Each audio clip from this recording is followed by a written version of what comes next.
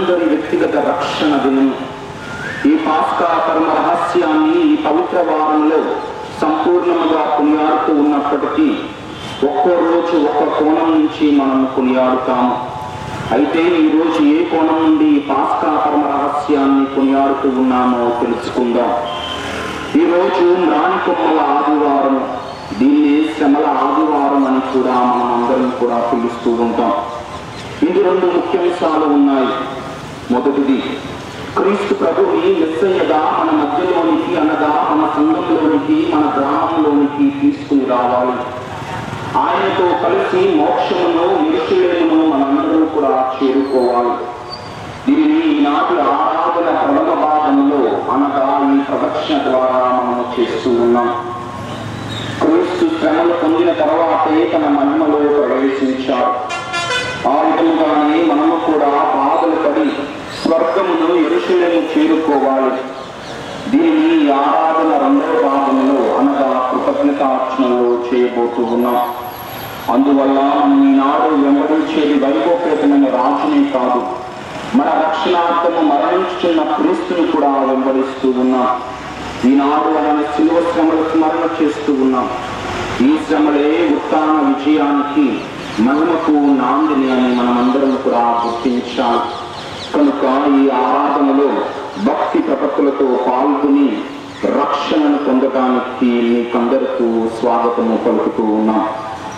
ఇప్పుడు గురువులు మరియు సహాయకులు ఎరుపు వస్త్రాన్ని ధరించి విశ్వాసుల సంఘంపై వేచిన స్థలములకు వెలుగురు.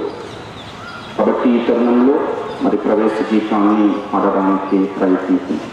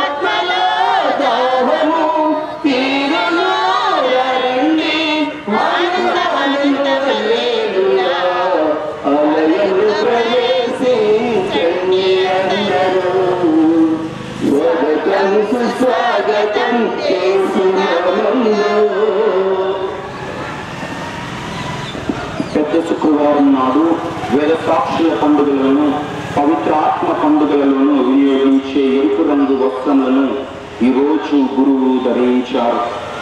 ఎందుకనగా ఎరుపు రక్తపు వర్ణము, రక్తము ప్రాణానికి గుర్తు. ప్రాణానికి గుర్తు అయిన తన రక్తాన్ని క్రీస్తు యెరూషలేములో అర్పించి ప్రాణాన్ని నిలబెట్టారు. ఎరుపు ప్రేమకు కూడా గుర్తు. పాపులమైన మనపై క్రీస్తు మరణించి ప్రేమాగ్ని అయిన పవిత్రాత్మను మనకు గ్రహించారు. ఇది ఆయన స్వచ్ఛంద ప్రేమకు నిదర్శనం. ఈ ప్రేమ కొరకే దారుణమైన మరణాన్ని కూడా ఎదిరించి చావు కన్నా ప్రేమ బలమైనదని నిరూపించారు. అందుకే నాటి నుండి నేటి వరకు ఎందరో మహానుభావులు ఆయన రక్షణ త్రోవలో నడిచారు. ఈనాడు మన వంతు వచ్చినది. ఆయన మార్గంలో ఇప్పుడు మనందరం కూడా నడవాలి. ప్రభు మీతో ఉండరుగాక. క్రీస్తునామమునందు ప్రియ సహోదరి సహోదరులారా, పాస్కా కాల ప్రారంభం నుండి మన హృదయాలను పశ్చాత్తాపము తదితర ప్రేమపూరిత క్రియల ద్వారా ఆయకం చేసుకున్న పిదప మరి ఈరోజు తిరుసభ అంతటితో కలిసి మన రక్షకుని పాస్కా పవిత్ర కార్యమును స్మరించుటకు మనం ఈరోజు ఇక్కడ సమావేశమయ్యాం. కాబట్టి క్రీస్తు పాటలను స్మరణ చేసుకుని దైవస్తుతి చేయుటకు మనందరం ఇక్కడికి వచ్చి ఉన్నాం. మరి రక్షణ కార్యం నెరవేర్చుటకై క్రీస్తు యెరూషలేము నగరమును ప్రవేశించెను. ఆ కారణమున మన సంపూర్ణ భక్తి విశ్వాసమును ఉపయోగించుకుని ఈ రక్షణాయుత ప్రవేశములను మనం ఈరోజు స్మరించుకుని రక్షకుని వెంబడించి శిలువ ఫలిత కృపయందు మనందరం కూడా భాగస్థులమై ఆయన యందు పునరుత్థానమందును పాల్పొందుటకు మనందరం యోగ్యులము అవ్వటానికి ఇక్కడ సమావేశమయ్యాం. కాబట్టి ప్రత్యేకంగా ఈ అంశాన్ని మన దృష్టిలో ఉంచుకుని ఇక్కడ ఉంచబడిన కాలకృత్యాలను పైన దేవుని యొక్క ఆశీస్సులు ఈ ప్రార్థన ద్వారా దయచేయాలని ప్రార్థన చేద్దాం. ప్రార్థించడము.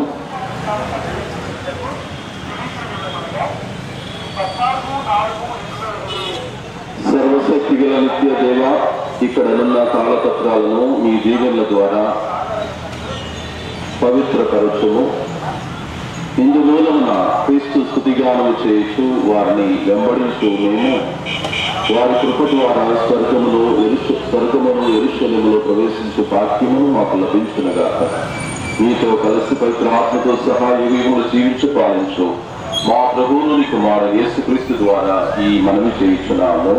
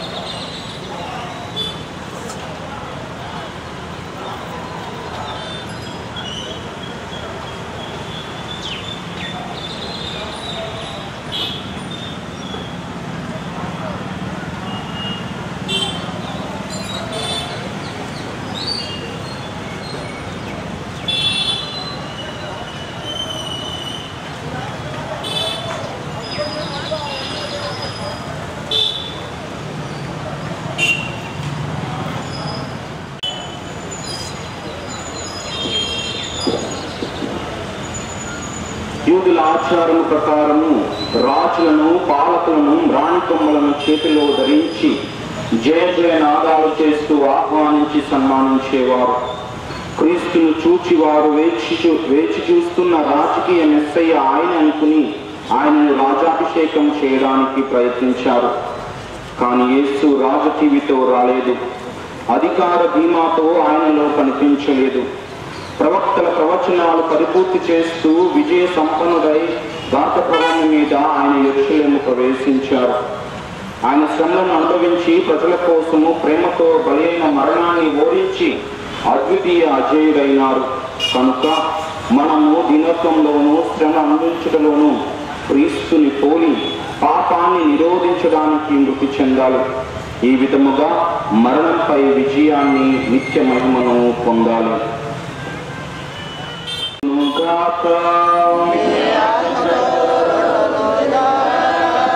పునీతులు పాదాలు రాసిన పవిత్ర సువిశేషంలోని భాగము.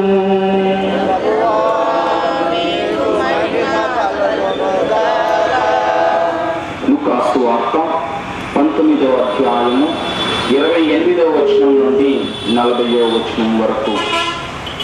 లూకాసు వార్త 19వ అధ్యాయము 28వ వచనం నుండి 40వ వచనం వరకు.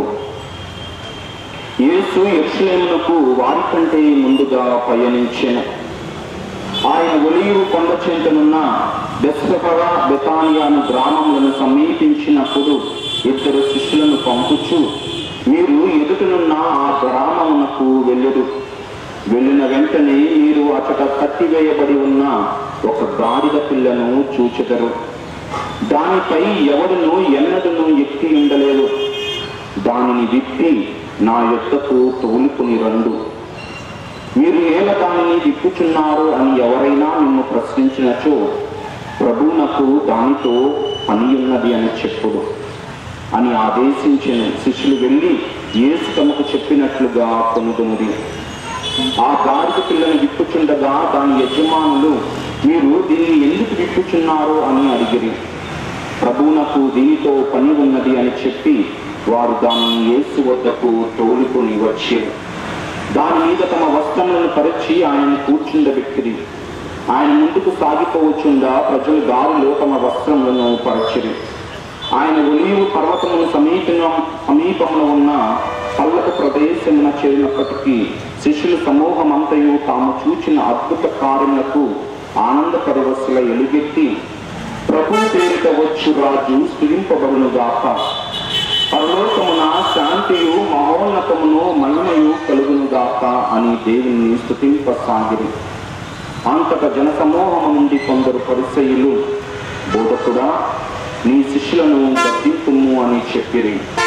అందుకు యేసు, వారు మౌనము వహించిన ఎడల ఈ రాళ్ళు ఎలుగెత్తి చాటగలవు అని చెప్పుచున్నాము అని పలికెను. ఇది క్రీస్తు సువిశేషము.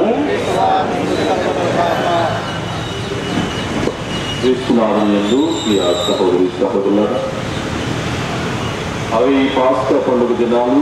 యెరూషలేము పట్టణమంతా యాత్రికులతో కిక్కిరిసి ఉంది. మరి వీధులన్నీ జన సందోహములతో కిటకిటలాడుతూ ఉన్నాయి.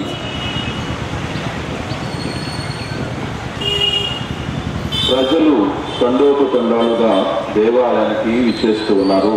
మరి అట్టి సమయంలో యేసు దగ్గరలో ఉన్న బెత్పేగి గ్రామము నుండి ఒక గాడిదపై ఎక్కి పురప్రవేశం చేయదలిచారు. మరి ఆయన గాడిదపై ఎక్కి వస్తూ ఉండగా జన సమూహము దారి పొడవున వస్త్రాలను పరిచారు. కొందరు చెట్ల రెమ్మలను నరికి మార్గములో పరిచారు. యేసుకు ముందు వెనుక వచ్చు జన సమూహము చెబుతూ ఉన్నది ఒక మాటలు, దావీదు కుమారా జయము, ప్రభు పేరిట వచ్చు వారు స్తుతింపబడునుగాక, సర్వోన్నతంగా జయము అని విజయ ద్వారాలు చేసి మరి ఆ విధముగా క్రీస్తు ప్రభువుని ఆహ్వానించారు. యేసు ఇంతకు ముందు ఎప్పుడు కూడా యెరూషలేము నగరాన్ని సందర్శించారు. మరి ఆయన ఇంత బహిరంగంగా బాహాటముగా జనసమూహంతో జయ జయ నినాదాలు చేస్తూ పురప్రవేశం ఎన్నడూ కూడా చేయలేదు. ఇంతవరకు తన్ను మెస్సయ్య అని ప్రజలకు తెలియపరచడానికి ఆయన ఇంతవరకు ఇష్టపడలేదు. కానీ ఇప్పుడు తానే స్వయంగా బహిరంగ ప్రదర్శనలు ఏర్పాటు చేశారు. దీనిలో ఏదో అంతరార్థం ఉంది. తన జీవితపు ఆఖరి గడియలో ఇట్టి బహిరంగ ప్రదర్శనకు కారణం ఉంది. ఇంతవరకు యేసు తన నిజ స్వరూపాన్ని తన బోధన ద్వారా మరి అద్భుత క్రియల ద్వారా ఆయన తెలియపరిచారు. ఆయన ఇహలోకపు రాజు కాదు, ఐహిక సిరి సంపదల రాజ్యాన్ని స్థాపించడానికి ఆయన రాలేదు. ఆయన ఆధ్యాత్మికమైన రాజు. ఆయన ప్రసాదించేది ఆధ్యాత్మిక రక్షణ. ఆయన రాజ్యము ఆధ్యాత్మిక జీవితానికి సంబంధించినది. ఆయన సైతానుపై మరి దాడి సలిపి జయించి తన రాజ్యాన్ని స్థాపించాలి. తన జీవితం అంతా ఆయన సైతానుతో పోరాటం జరుపుతూ వచ్చారు.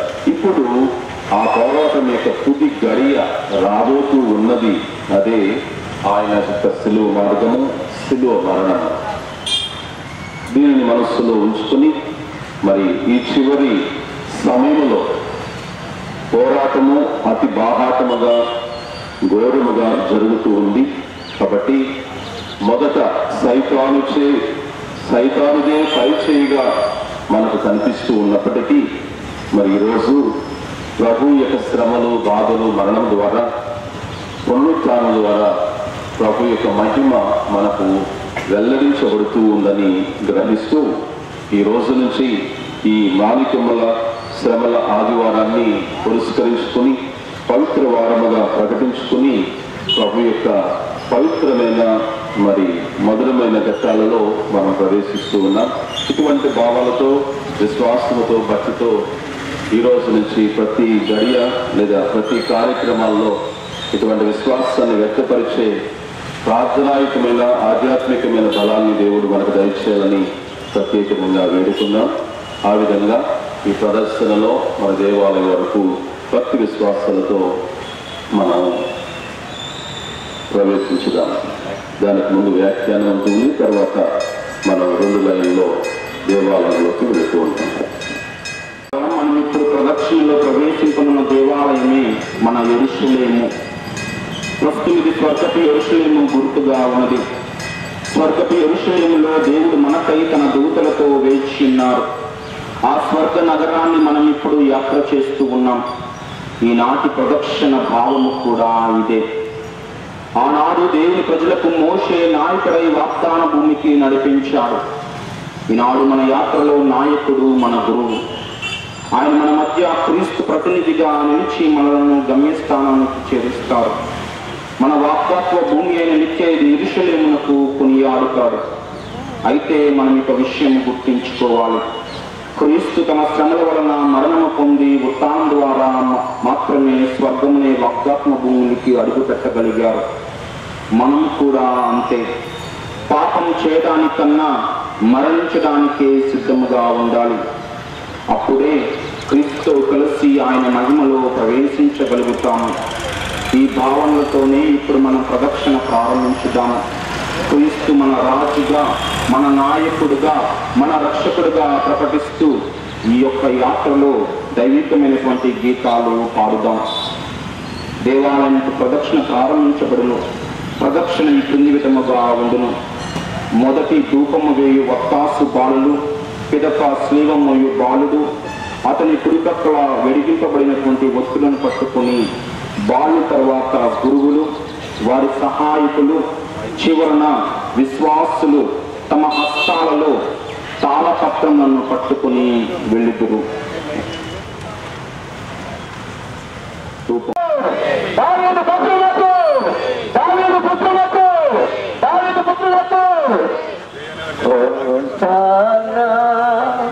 స్వామికి సతతం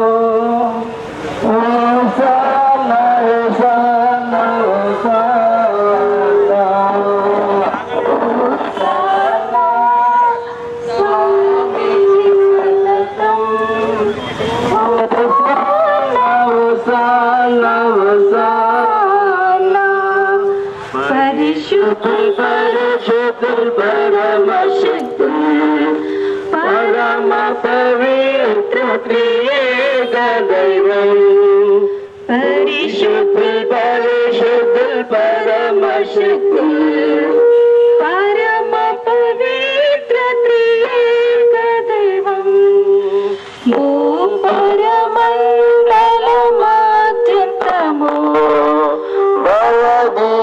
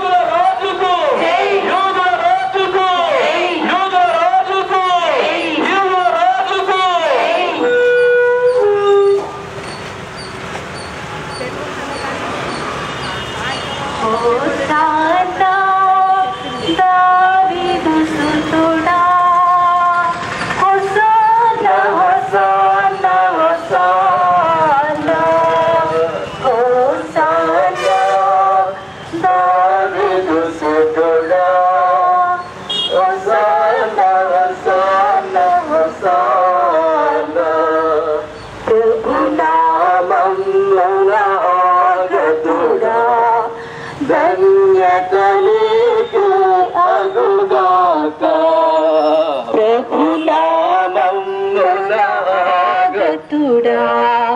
ధన్యత నీకే అడుగాక ఇశ్రాయేలుల జననేత ఉన్నత పరముల హోసానా ఇశ్రాయేలుల జననేత ఉన్నత పరముల హోసానా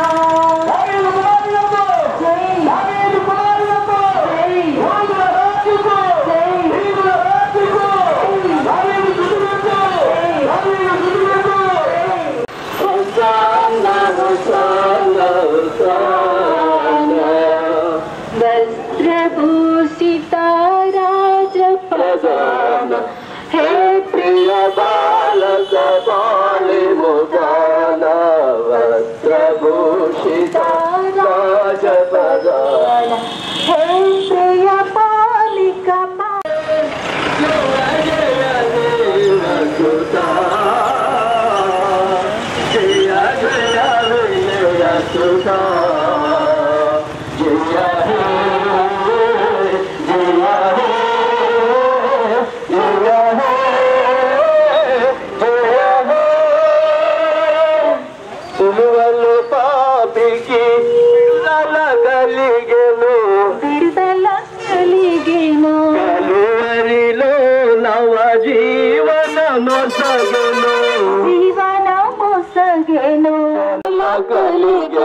కలువరిలో నవ జీవన మొసగెను జీవన మొసగెను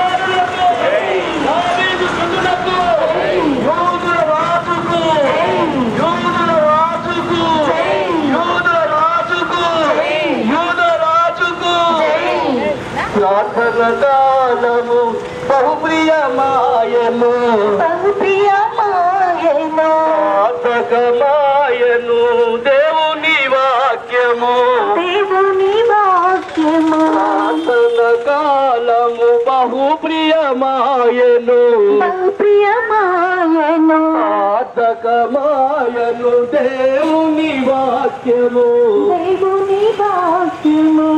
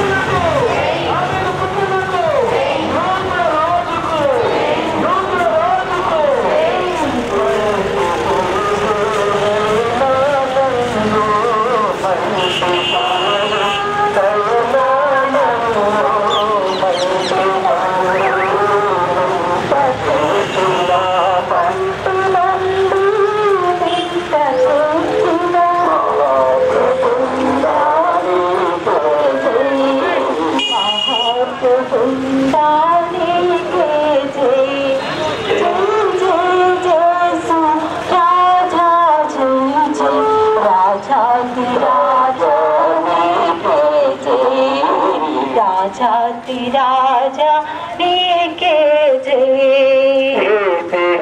నీతిహీనుడనైనా నాకు నీతిహీనుడనైనా నాకు నీతి రక్షణ వస్త్రములను నీతి రక్షణ వస్త్రములను నీతితో నొసగిన నీతి రాజా నీతితో నొసగిన నీతి రాజా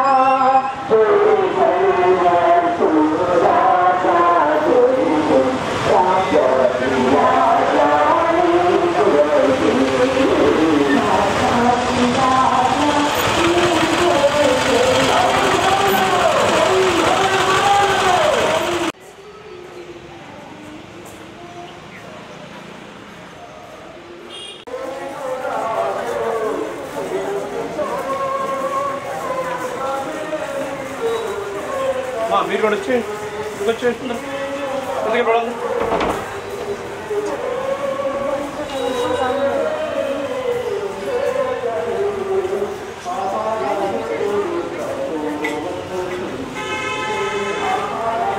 సరే నుంచోండి స్టాండ్ ఉంచోండి మా అటు ఇటు ఉండండి అందరూ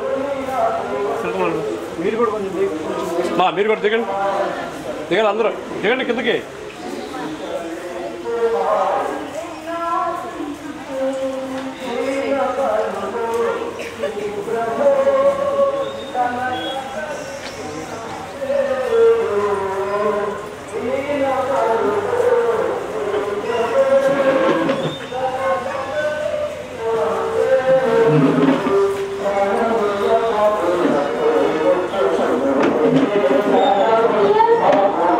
సైడ్ కూడా మీరు సైడ్ కూడా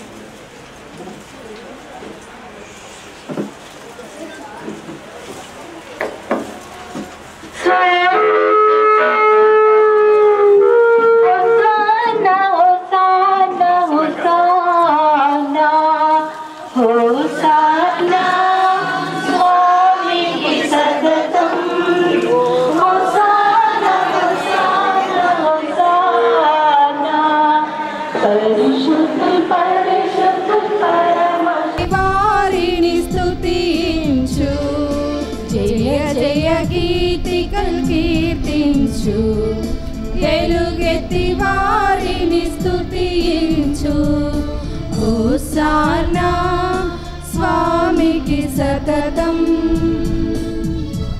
హోసానా హోసానా హోసానా హోసానా స్వామికి సతతం హోసానా హోసానా హోసానా వారిని స్తుతించు జయ జయ గీతికలు కీర్తించు ఎలుగెత్తి వారిని స్తుతించు హోసానా స్వామికి సతతం హోసానా హోసానా హోసానా హోసానా స్వామికి సతతం హోసానా హోసానా హోసానా